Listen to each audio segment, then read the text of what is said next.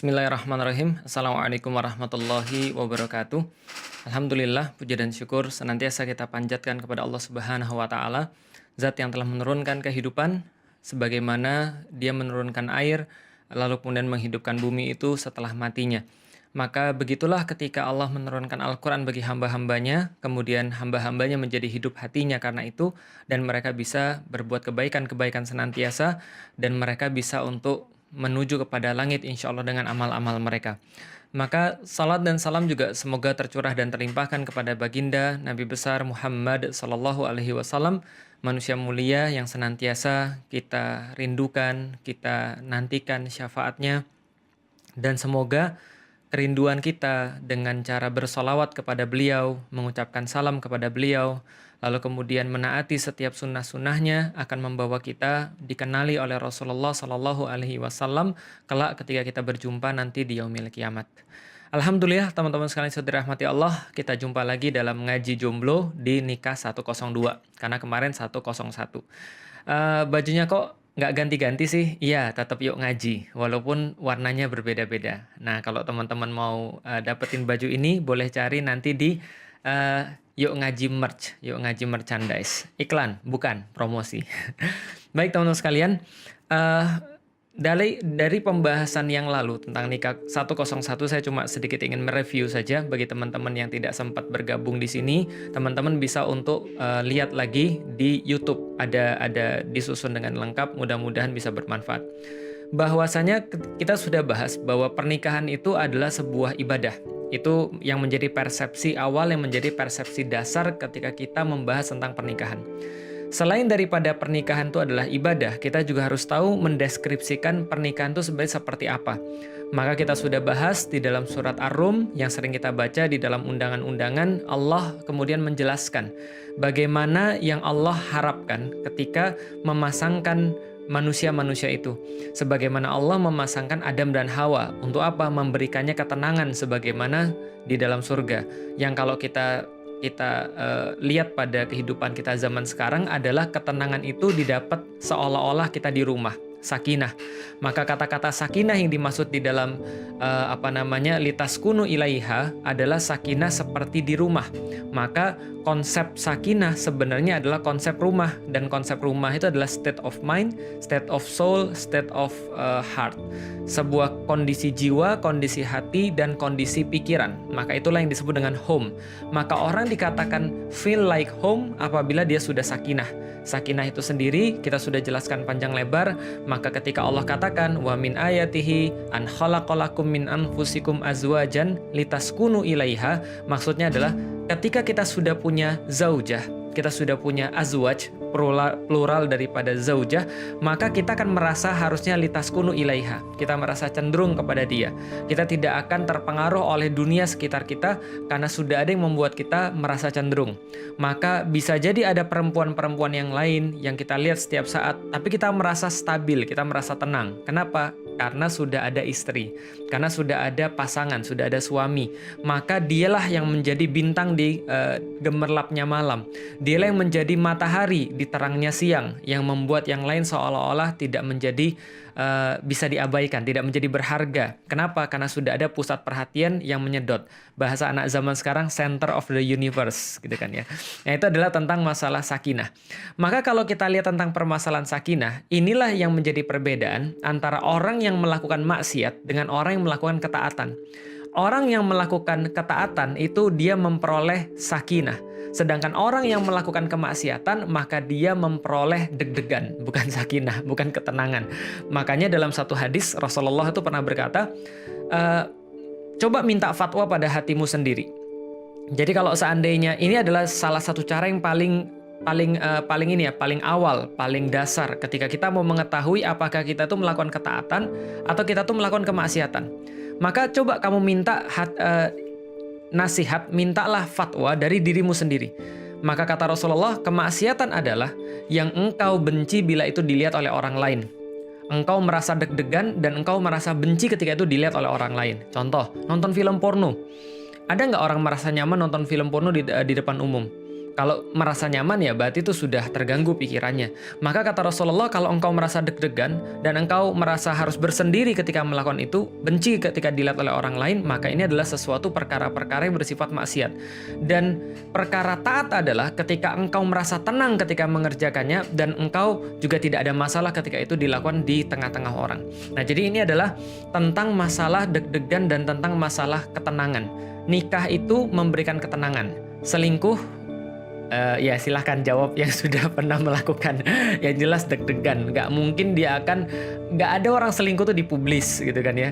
Kalau selingkuh dipublis ya nggak jadi selingkuh namanya. Itu namanya maksiat terang-terangan. Selingkuh ya pasti diam-diam. Nah, artinya ini bisa kita lihat tentang masalah sakinah. Sakinah adalah ketenangan yang Allah berikan, yang Allah turunkan kepada manusia ketika orang tuh sudah mau taat kepada Allah.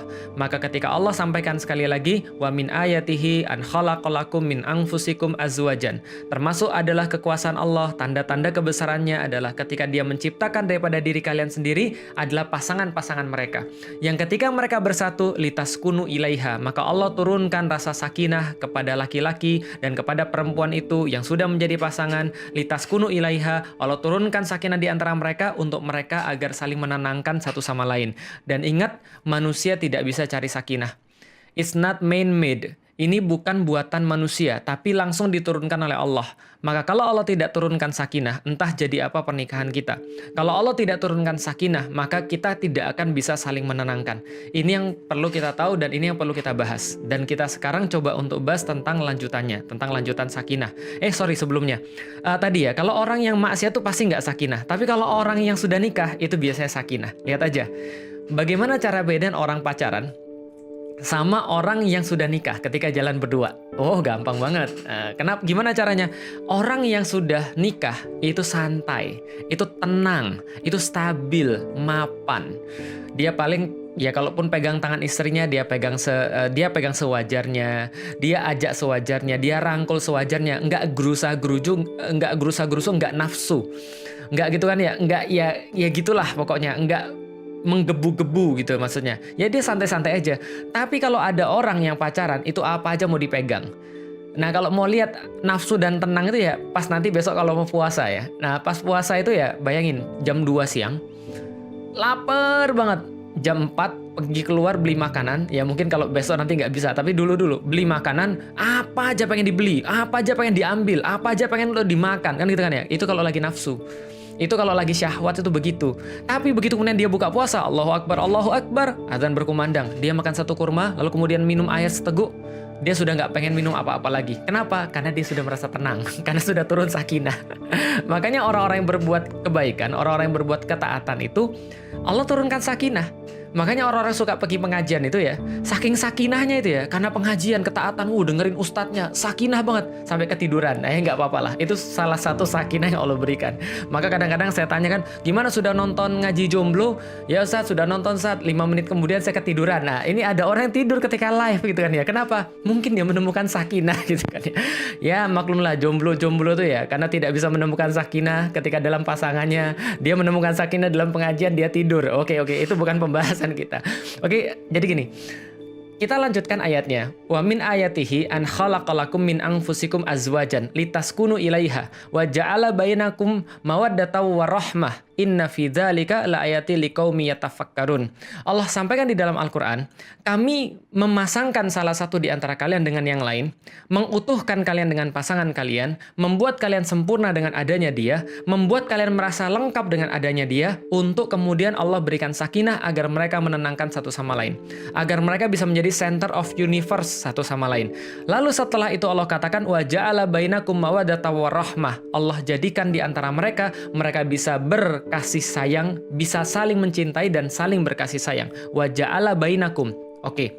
Di dalam Al-Qur'an ada 2 kata untuk menggambarkan satu keadaan mengadakan sesuatu. Contoh, Allah katakan dengan kata khalaqa bisa jadi, Allah katakan dengan kata ja'ala bisa jadi.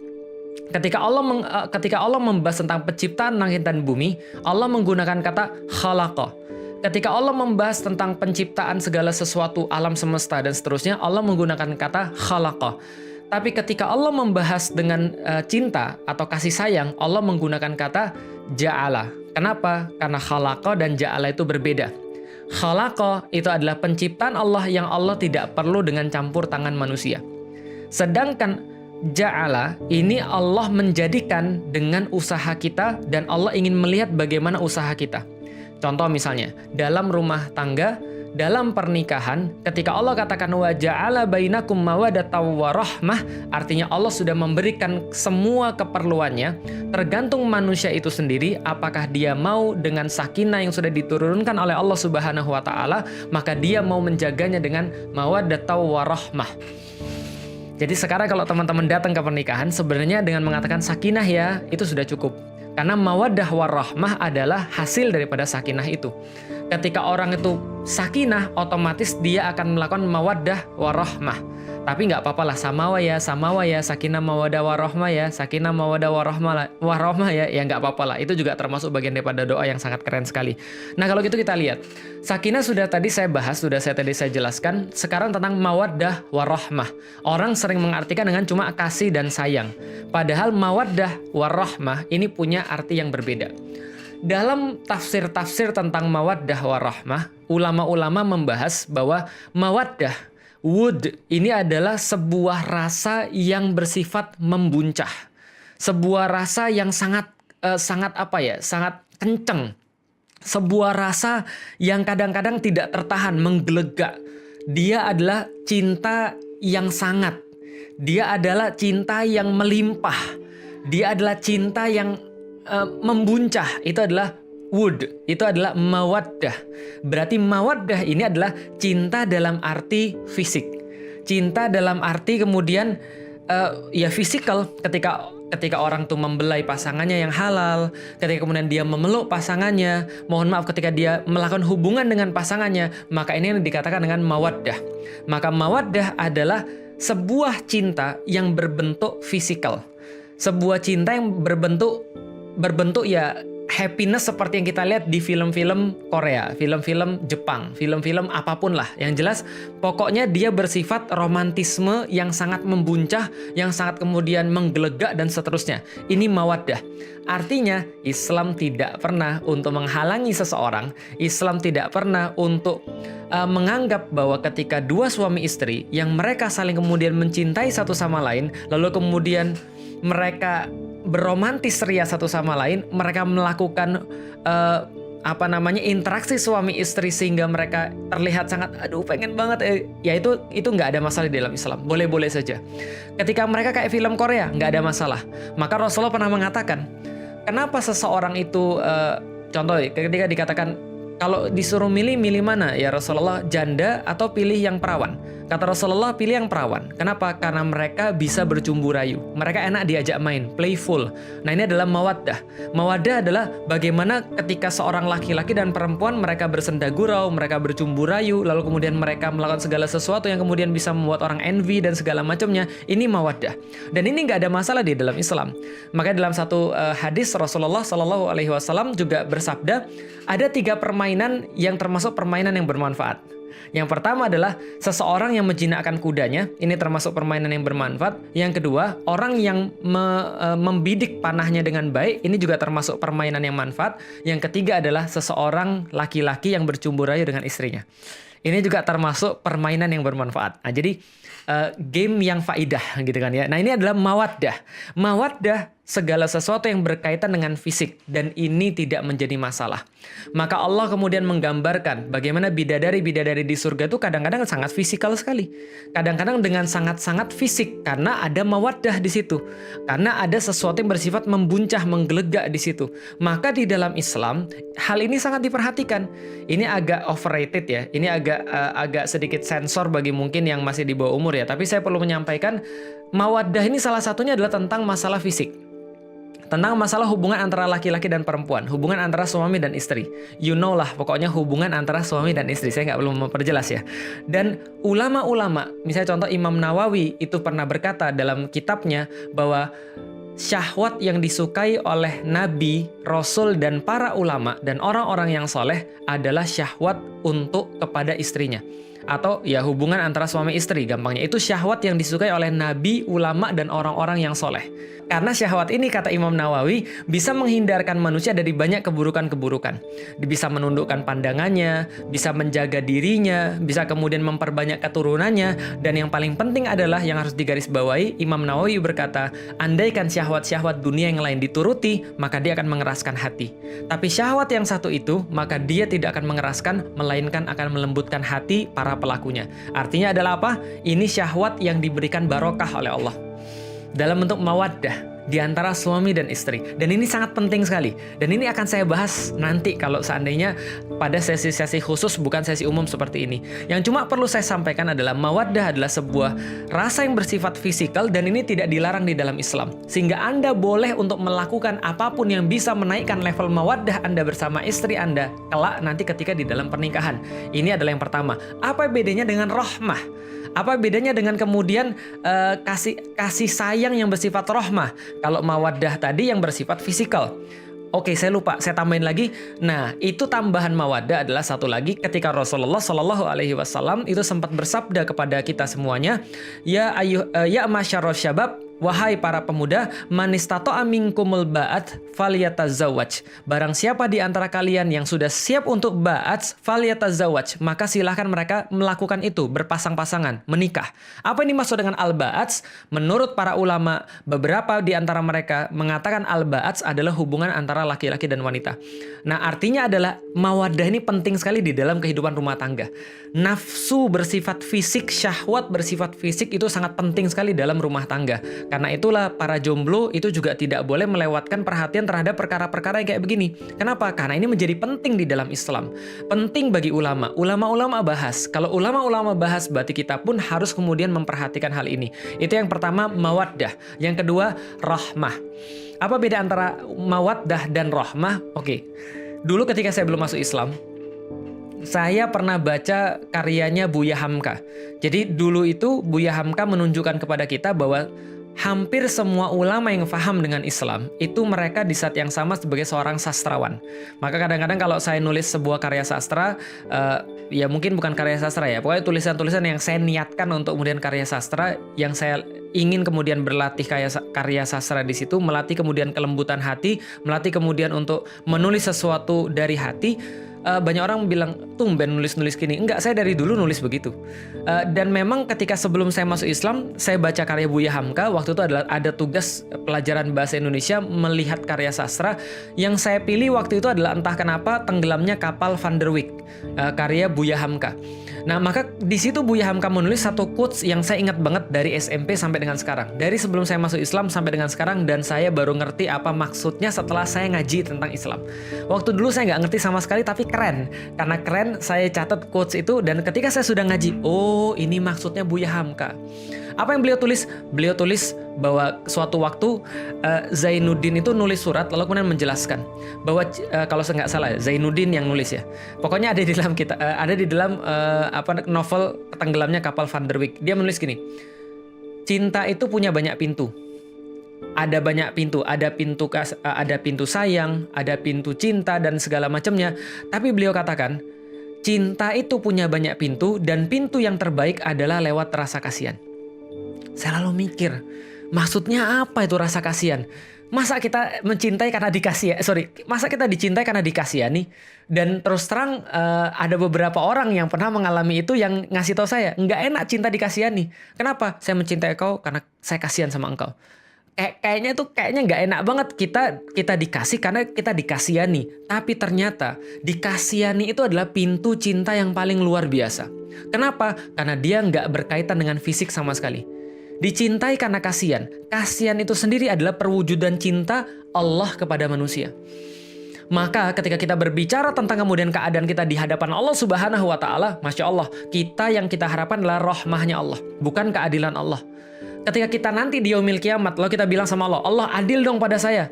Mati kita, remuk, nggak ada harapan, hancur kita. Lah kenapa? Allah bilang, kamu mau adil nih, serius nih? Wah mati kita. Lah kenapa mati? Karena kalau Allah adil pada kita, habis kita.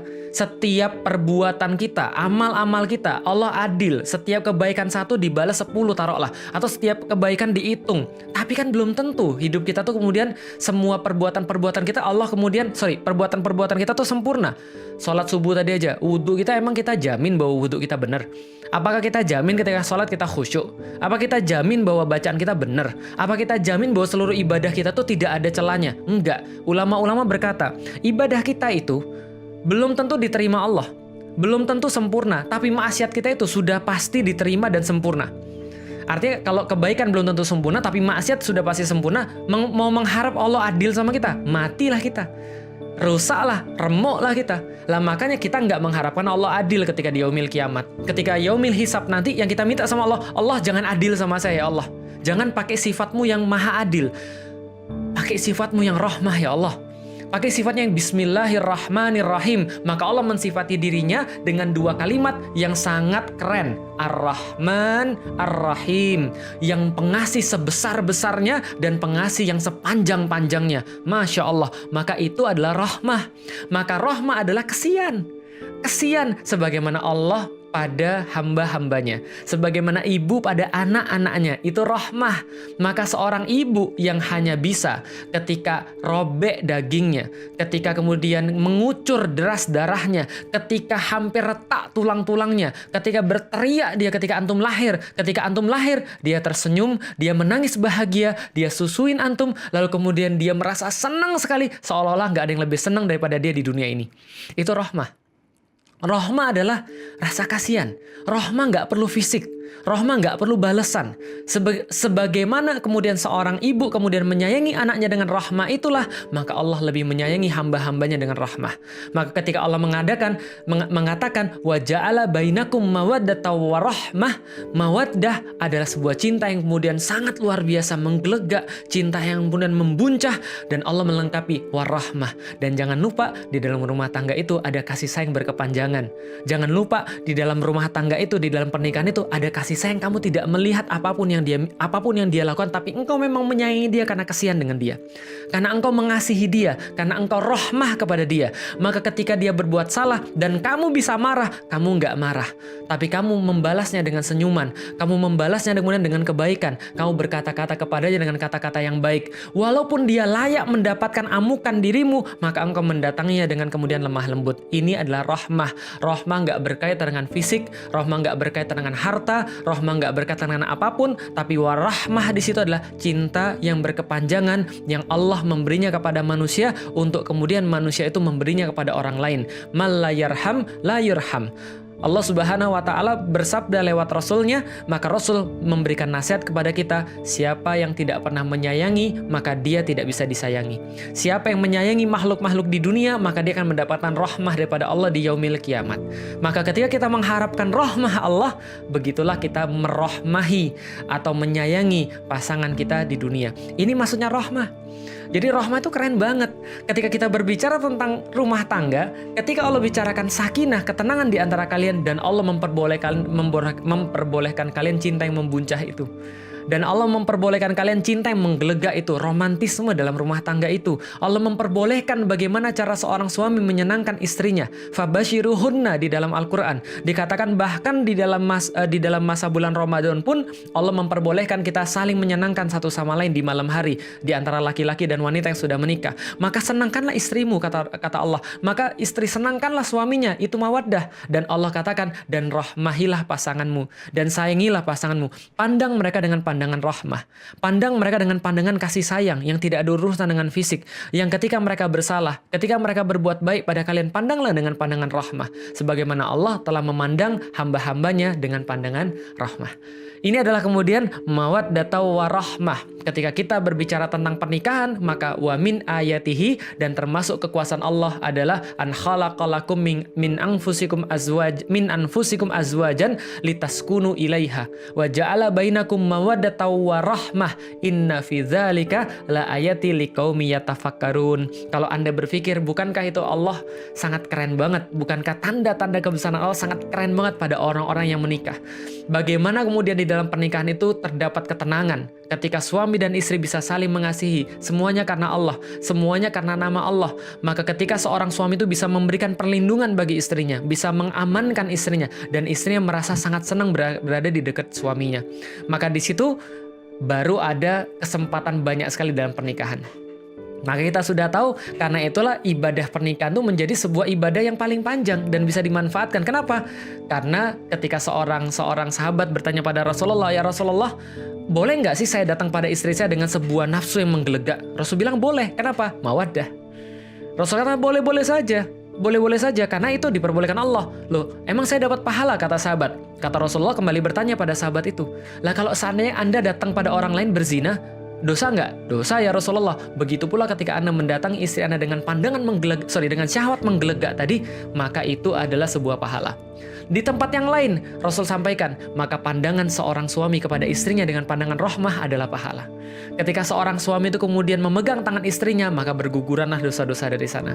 Ketika kemudian mereka melakukan ibadah bersama, Masya Allah, itu adalah ibadah. Maka pernikahan itu dari awalnya, dari mandang aja udah ibadah. Udah nggak usah baper, saya cuma ngasih teori aja. Kan antum kan masih belajar, ini kan ngaji. Ya nggak apa-apa, saya cuma ngasih tahu aja bahwa ketika seorang suami memandang istrinya dengan pandangan rahmah, ini sudah pahala tersendiri, apalagi yang lain. Nggak usah dibayangkan, itu teori aja. Yang penting antum sudah tahu terlebih dahulu. Nah, itu yang saya pengen bahas tentang pernikahan 102. Tentang masalah mawaddah, warahmah yang menjadi hasil daripada ketika orang itu sudah sakinah. Kenapa orang itu bisa sakinah? Karena mereka menaati Allah Subhanahu wa taala. Karena mereka menikah karena Allah Subhanahu wa taala. Karena mereka mencintai karena Allah Subhanahu wa taala. Maka dalam hadis tadi yang saya ulangi tadi, sudah mendapatkan kebahagiaan di dunia.